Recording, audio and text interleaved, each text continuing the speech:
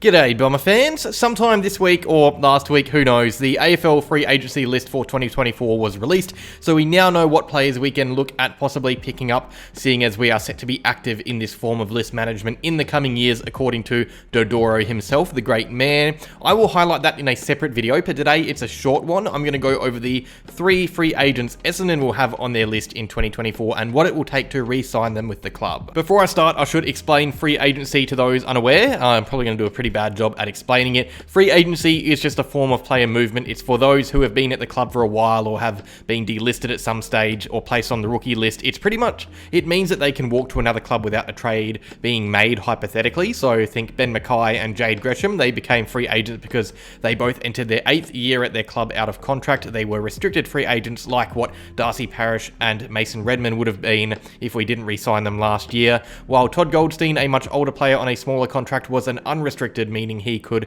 have just walked wherever he wanted to without the possibility of his club forcing a trade through a matched offer, which he did coming to us.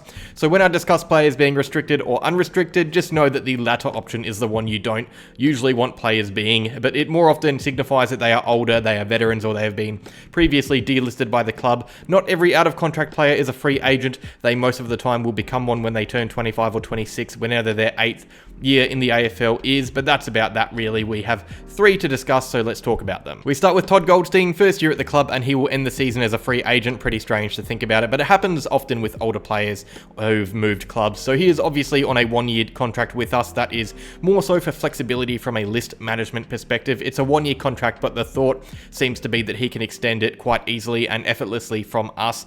He can obviously retire whenever he wants. He's 35. He's not exactly a rookie. In fact, if you think about it, he will be double the age of the draftees we pick up next season, which is just wild to think about. But his free agency status shouldn't bother us. Yeah, he can move whenever he wants, but he is clearly here to wind down his career and help our rucks develop. He won't just often leave, and even if he does, it's not like we're losing a player for the future or anything. He is an unrestricted free agent like he was last year, so he can technically go anywhere he wants, but I doubt he does. It's more likely he retires. Not saying he will, but it's going to get to that stage this year, or hopefully if he plays well this season, next year. At this age, it's all about 1-year contracts. Don't expect him to play every game this season and have a 4-year contract extension, but he either stays put or retires, I say. Dyson Heppell, our former captain, he has been on 1-year contracts for a little while now as well. I think everyone is getting the vibe that this is his last season. I reckon last year he proved he still has what it takes with his body. His foot wasn't giving him issues. He played almost a full year, but there were talks of him retiring in 2022, 2 years ago.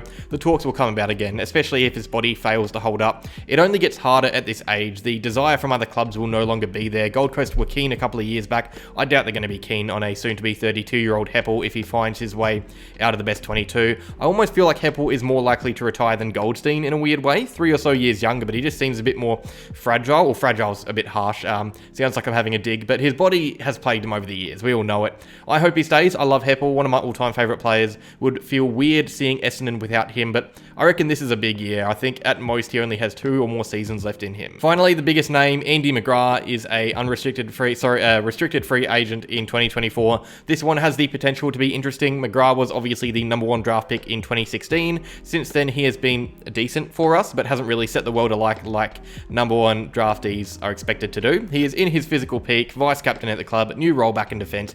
You get the feeling a poor year could dictate his contract decision, though. I think it all depends on form. If he's to go on and have a disappointing season, get dropped once or twice, he would for sure survey his options. In saying that, I back McGrath into play at least as well as he did last year for us, which was pretty good. He was a top 5 Crichton finisher, played a really handy role for us back in defence. He is familiar with the club, been here his whole career, really highly respected figure by everyone there, won a few awards in his time for being such a good clubman, should play his 150th game this season if all goes well. I like him in our team. I want him to stay. It's one that I reckon will be talked about a lot. These free agents, especially when they're #1 picks, always are. I think my gut feeling is he stays, but you never know. I thought Zerk Thatcher was staying last year as well until he requested a trade to Port Adelaide. This one will probably play out pretty late as well with contract negotiations. Don't expect him to re-sign straight away. That is that though. Super quick video. Did well to make it a few minutes longer than it should have been.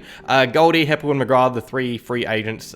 Really, that's a decent amount to have, especially because only one is a risk of leaving on their own accord. There are teams like Geelong who have over 10 classified free agents, but to be fair, they are a glorified retirement home, so it makes sense. That is all. Cheers for watching. Like, subscribe, and go Bombers.